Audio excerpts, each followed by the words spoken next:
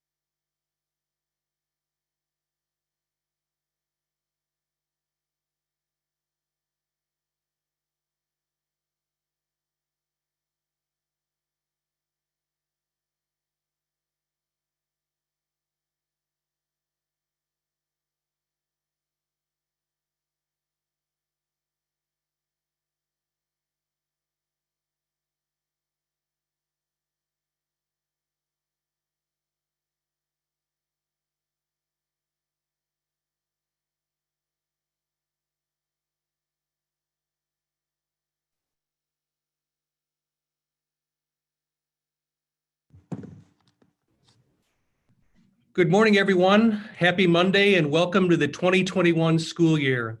My name is Jim Edwards. I'm the principal at Niles North, and I'm honored to be here this morning with everyone.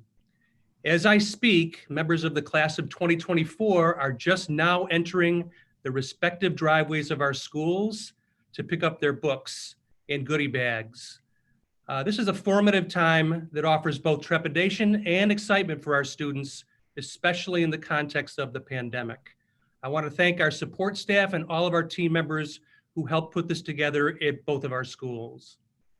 There's no blueprint for the current situation, and I'm grateful to all of you for doing your best to navigate the situation and support our students as they adapt to these changes. We all know the limitations of remote learning, but we also know how much our students need our unequivocal support, and that first week next week will be critical to tether our kids back into the building. While we know that remote learning presents its challenges, we also know that every challenge offers us an opportunity to utilize the current situation for innovation, connection, deep learning, and continued support for each other and our students as we navigate the first semester.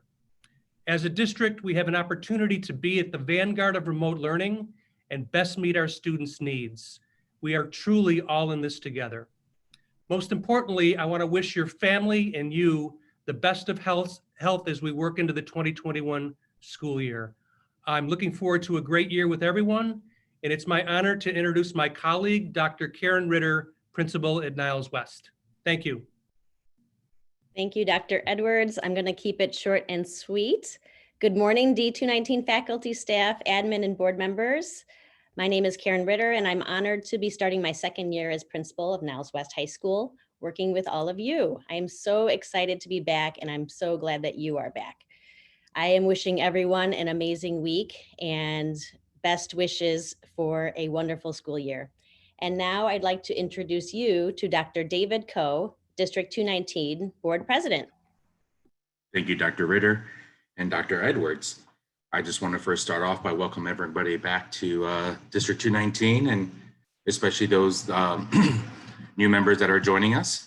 Welcome. I hope everyone has had a time to be able to hopefully spend some time with their family and their loved ones and get a chance to just kind of get away from everything that's been going on lately. And as Dr. Ritter had mentioned, I will keep it short and sweet as well.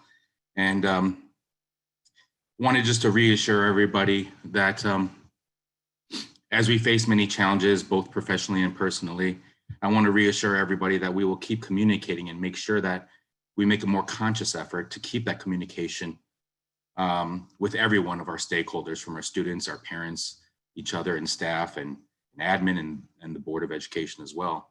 We know there will be many challenges going along this year. But if we just remember that we can work together, help each other out, and treat each other the way we want to be treated, I think we will be able to have a productive, healthy, and safe year. And I want to just take this time to thank everybody for their commitment and professionalism to District 219, because without every single one of you, our district here would not be the same. And I just want to wish everybody stay safe and have a great year. And it is now my pleasure to introduce Lori Hall, the president of the NTFT.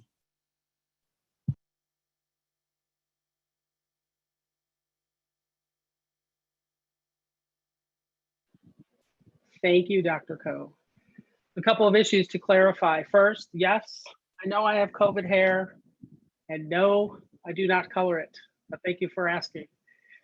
First, I'd like to give thanks to the dozens of people who gave up part of their summer vacation to contribute to the reopening plan. There were so many people willing to pitch in that there just wasn't enough room on all of the teams for everybody who stepped forward.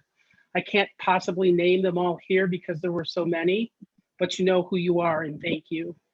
Also, thank you to the LMS team for engaging in the deep dive with the 3 LMS presentations, the products, the ratings, and then finally the recommendations. I appreciate your thoughtfulness and your expertise. Thanks to Cindy Kukla and Ann Traeger for their help with Canvas, Screencastify, all the technology that we're embracing right now. Thank you to Larry English, Doug Williams, Gary Chu, Susie Traskis, Amy Reichel, DJ Kosiba, and all of the others for their sustained equity work throughout the summer. The rumors about meetings lasting until 2 o'clock in the morning are true. Special thanks goes to Ankur Joshi, Sherry Jo Bear, Katie Weston, Ron Dornseif, Matt Fehrenbacher, Pankaj Sharma for the insane amount of work they engaged in regarding reopening and for their unwavering support. This hasn't been easy for anyone, but the grace and generosity they've shown has been remarkable. Welcome to the 2020-2021 school year. I'm unsure of many things right now, but I'm very certain of one. This year will be like any other, and we'll need each other more than ever. With all of the unknowns, there's a comforting constant. We have each other. We've demonstrated time and time again that together, we stand up for what is right and for what is just. We rush to assist colleagues in need. We organize at a moment's notice. We are united. Because we're currently living in this odd new world, that unity is needed now more than ever. Most of us have not lived through this level of civil unrest and sustained large-scale protests. Nobody has experienced life in a worldwide pandemic, and of course, none of us know how to use Canvas. We have a lot of work to do regarding equity. Some of you are tired of it. Sorry, not sorry. It's work that must be done to make our schools safe. It's work that must be done to ensure that all employees' voices are heard and respected. It's work that must be done to help all students flourish. We've never shied away from hard work, uncomfortable work. The AFT was one of the first trade unions to demand equal pay for African-American teachers. We also advocated for compulsory education for African-American children. In the 50s, the AFT kicked out all locals that refused to desegregate. We have a rich history of demanding and fighting for our rights and for the rights of others. Now, we have plenty of opportunities to broaden and deepen this work. I encourage you to join your colleagues who've made a commitment to actively combat racism and inequity in our schools. The COVID pandemic has caused uncertainty in our lives. It's changed our plans, it's changed our behaviors, it's changed how we interact with each other. It will change how we teach and how students learn. We have an idea of what that will look like, but nobody has a crystal ball. The unknown is unsettling, even frightening. There are so many questions. Working together now is vital. Lifting your students and colleagues is more important than ever. We must be creative. We must be innovative. We must learn to be comfortable with being uncomfortable. We must reach students in ways that we didn't anticipate. We must build communities that support and nurture. We must be supported and nurtured. We're here for our students. Our colleagues are here for us because that's what we do. That's who we are. We'll figure out ways to make virtual learning work and work effectively.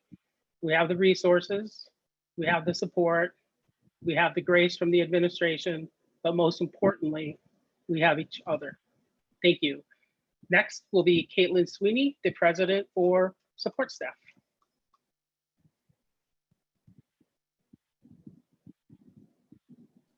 Good morning, everyone. Welcome back. And sorry, I just had to get everything ready. First off, I'd like to start out by introducing your Niles Township Support Staff Executive Board. Our Vice President is Michael Jando. North Building Rep is John Tay Frazier. North Assistant Building Rep, John Fitzpatrick. Niles West Building Rep, Joanna Kastronakis. Niles West Assistant Building Rep, Gloria Kim. District Maintenance Rep, this encompasses both buildings, Ryan Meyer. And our Central and District Building Rep, Colleen Russell. We also would like to announce that we are creating an equity chair for the support staff. We have not chosen anyone yet, but we will announce their name once they have been chosen. So these are rough and uncertain times for all of us right now. And as we start the school year remotely, I ask that we try and keep a level head. I'm sure there will be moments of frustration as there are so many unanswered questions and unknowns, but we must take what we have and prepare to move forward. Figuring out how to best support our students, our families, and especially one another. This is not a task that can be done independently. We must join forces to make the best out of something that still has no direction or end in sight. We are here to educate our students, support our teachers, administrators, and community members. This remains to be the one thing that never changes, no matter what the situation. This is what we were hired to do, and what the district and community rely on us to continue to do, to bring greatness, commitment, and reliability. And even when we are faced with a pandemic that displaces all of us from what we know, it is us that do not waver because we know that we cannot.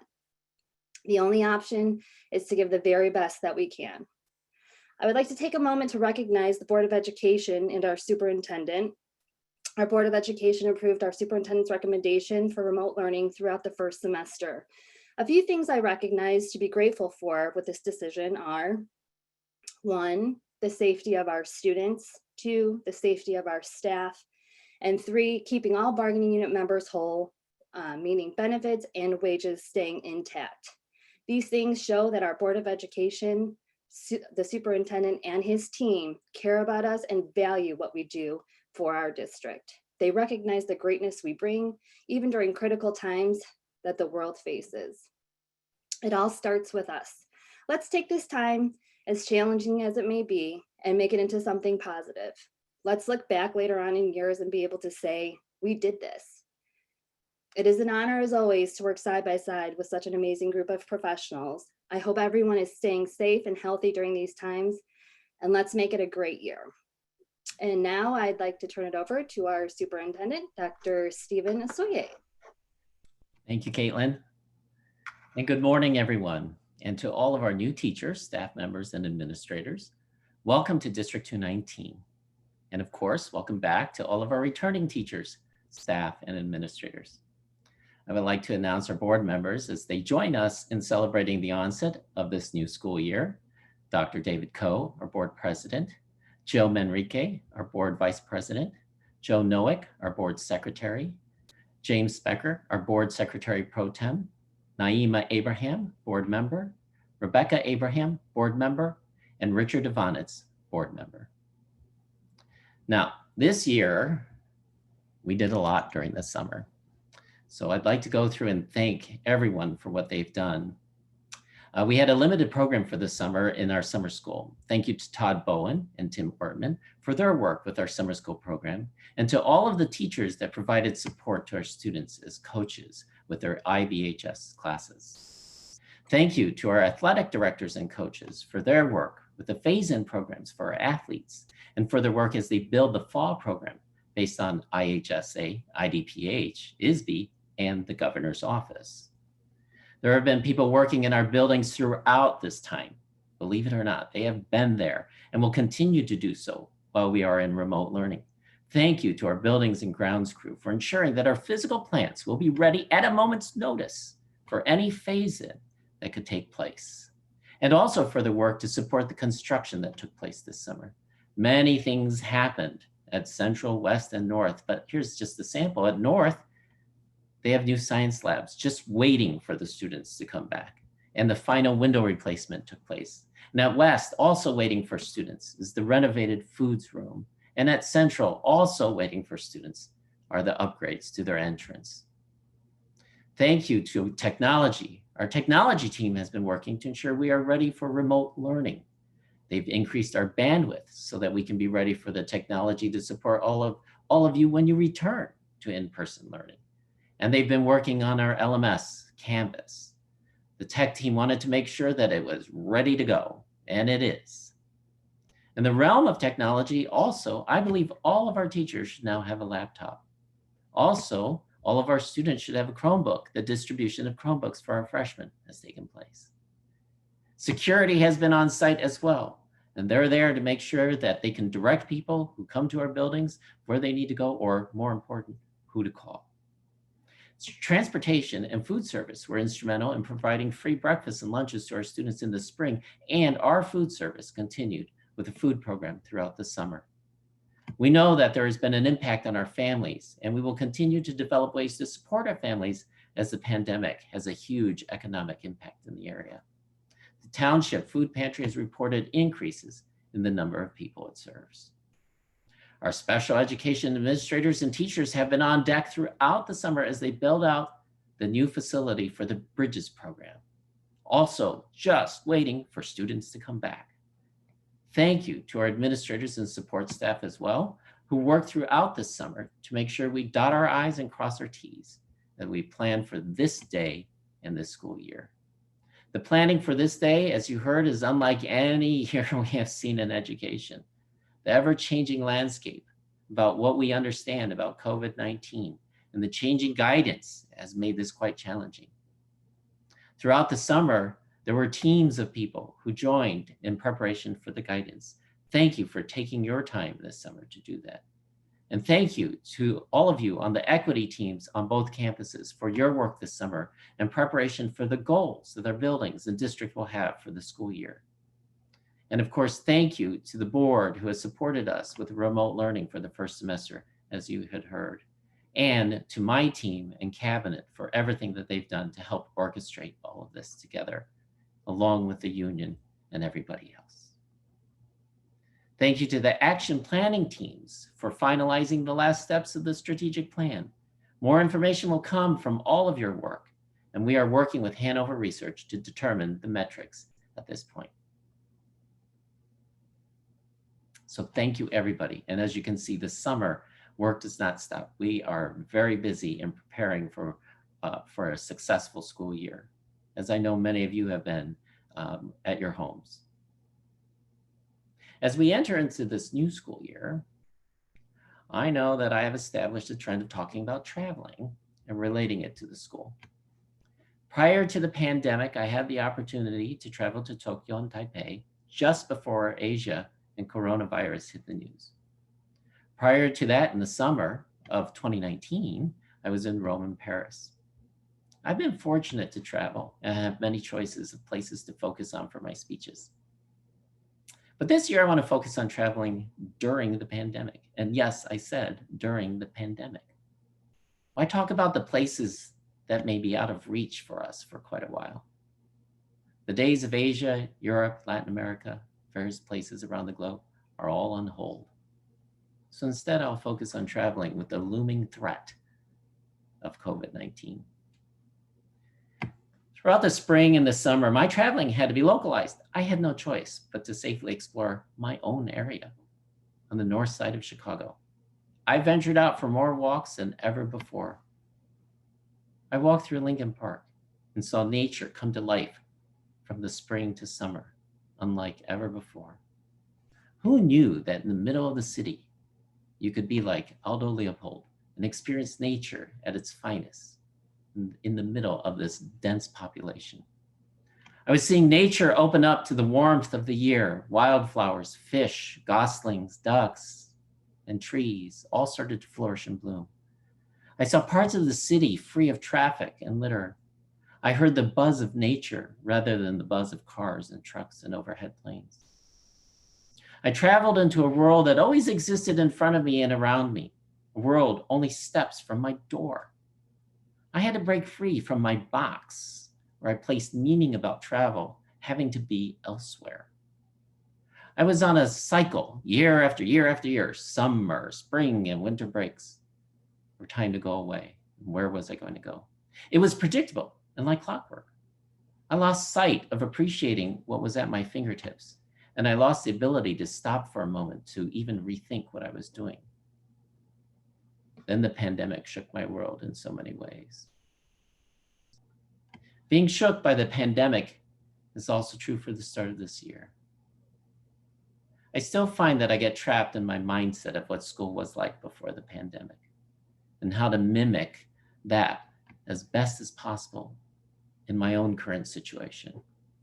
I get frustrated when I don't see how the old fits with the new, when in reality, I know that I need to break free of that box and not be distracted by the noise of the past, and instead look to myself to realize that I have at my fingertips an opportunity to shape education, my classrooms, my instruction in ways that I may not have imagined before. This is daunting and it feels uneasy, but at the same time, it can be liberating. It can be liberating for me and for you and for your students as you rethink teaching and learning. I was never a fan of bringing the students back for a split block schedule, as this has come up. And if you think about it, had we decided to bring students back in for the split schedule, they would be in rows, as far apart as possible, facing forward. The teacher can only be in front of the classroom, may not roam around. Everybody must wear a mask. There would be no option for group work. And what does this sound like?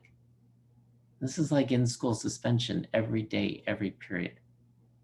With remote learning, all of you and myself can support students in a way that is not so restrictive.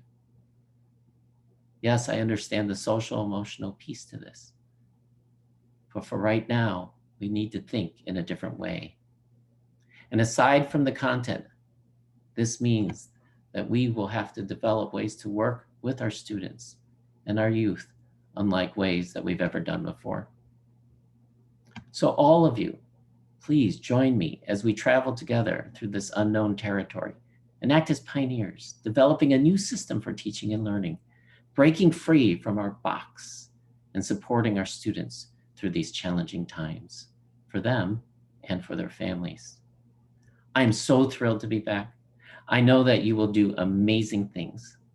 Whether you are excited by all of this or scared by it all, I believe that you and you and you and you and you and you and yes you, and did I miss you? And I met you too. We'll all come together and we will write the book on remote learning. Remember, #Empower219. Welcome back and let's have an incredible year. Thank you.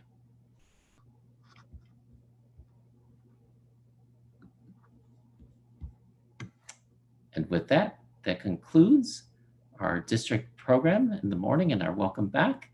All of you, I know, have the agenda for the day, and many of us will see you soon as we talk about the guidance as we're entering into the new year. So thank you very much. Have a wonderful week.